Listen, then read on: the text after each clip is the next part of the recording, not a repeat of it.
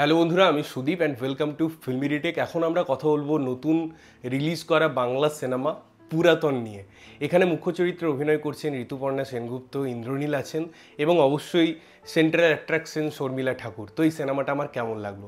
দেখুন, বাংলা সিনেমা হোক বা যে কোনো সিনেমা, যে কোনো অডিও ভিজুয়াল যে গল্প বলার প্রসেস, তার মধ্যে আমরা যদি যাই, এমন অনেক স্টোরি আমরা দেখতে পাই যেটা আমাদের অনেক দিন মনে থাকে। এবং এই সিনেমাটা না ট্রুলি এই লাইনটাকে ডিজার্ভ করে, কারণ এটা একটা অ্যাহেড অফ টাইম কথা বলছে। এই গল্পটাই যে ধারাটা আছে, যেভাবে সিনেমাটা প্রয়োগ করছে আমাদের কাছে, বা সিনেমাটার যে বক্তব্যটা আছে, সেটা খুব দারুণ। আমরা প্রেক্ষাপট দেখতে পাই, টাইমলাইন দেখতে পাই, আমরা এই যে সম্পর্কের কথা দেখতে পাই, মা বা মেয়ের যে সম্পর্ক হয়, এবং তারও উপরে একটা পরিবেশ, একটা পরিস্থিতি বা সেই সমস্ত কিছুকে নিয়ে একটা ব্লেন্ডিং করার যে জিনিস হয়, সেটা এই সিনেমায় দেখানো হয়েছে। সিনেমার সব থেকে পজিটিভ পয়েন্ট হচ্ছে সিনেমায় পারফরমেন্স।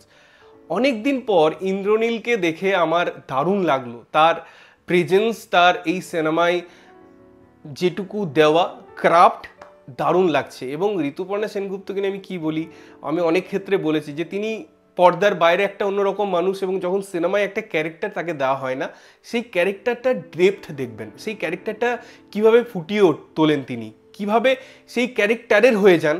এটা একটা দারুণ, কারণ ঋতুপর্ণার প্রত্যেকটা সিনেমার মধ্যে না সেই চরিত্রটাকে আপনি মনে রাখতে পারবেন, যেটা হচ্ছে সবথেকে বড় অ্যাডভান্টেজ। এবং এই সিনেমার ক্ষেত্রেও কিন্তু তার অন্যথা হয়নি। দারুণ অভিনয় করেছেন ঋতুপর্ণা সেনগুপ্ত, সিনেমাটা তিনি প্রেজেন্ট করছেন। তো সেই জায়গা থেকে সত্যি বলতে তাকে আলাদা করে থ্যাঙ্কস দিতে হয় এরকম একটা সাবজেক্ট তৈরি করার জন্য, বা এরকম একটা সাবজেক্টকে আমাদের সামনে নিয়ে আসার জন্য। পরিচালক এটাই দারুণভাবে কাজ করেছেন। স্টোরি টেলিংটাকে যেভাবে স্নিগ্ধতা দিয়েছে, একটা কোথাও গিয়ে একটা তৃপ্তি হয় সিনেমাটা দেখে। আমরা ওই যে দুটো ইন্দ্রিয়কে কাজে লাগাচ্ছি একসাথে, চোখ এবং কান, কোথাও গিয়ে তাদের মধ্যে একটা ব্লেন্ডিং ঘটে, তারা যেন পরিপূর্ণতা পায়। তো দারুণ লেগেছে আমার এর ভিজুয়ালি ট্রিট যেভাবে দেওয়া হয়েছে, যেভাবে গানের ইউজ হয়েছে, যেভাবে ব্যাকগ্রাউন্ড মিউজিক ইউজ হয়েছে, যেভাবে ওভারঅল অ্যাম্বিয়েন্স ক্রিয়েট হয়েছে, যেভাবে স্টোরি টেলিংয়ের মধ্যে আমাদের নিয়ে যাওয়া হচ্ছে, যেভাবে স্মুথ তার একটা জার্নি হয়েছে, সেগুলো অনবদ্য। এবারে যদি আমাকে শর্মিলা ঠাকুরকে নিয়ে বলতে হয়, কি দারুণ এই বয়সেও কি তার ছাপ, তিনি এতদিন বাইরে থাকেন তারপরেও তার কি স্পষ্ট উচ্চারণ, কি সুন্দর তার ওই বাংলাটাকে বাঙালি আনার মাধ্যমে নিয়ে আসা, এবং অবশ্যই সেই চরিত্রের যে দৃঢ়তা আছে, সেই চরিত্রের যে লেয়ারগুলো আছে, যেভাবে তিনি সেগুলোকে ক্যারি করেছেন, সেটা দেখবার মতো। এবং এই তিনজন ছাড়াও এই সিনেমার প্রত্যেকটা জিনিস কোথাও গিয়ে মনে হচ্ছে গাছের ওই পাতা, নদীর ওই জল, নৌকা, এভরিথিং ওয়ার্ক করছে। প্রত্যেকটা জিনিস যেন একটা পোয়েটিক অ্যাপ্রোচ দেয়।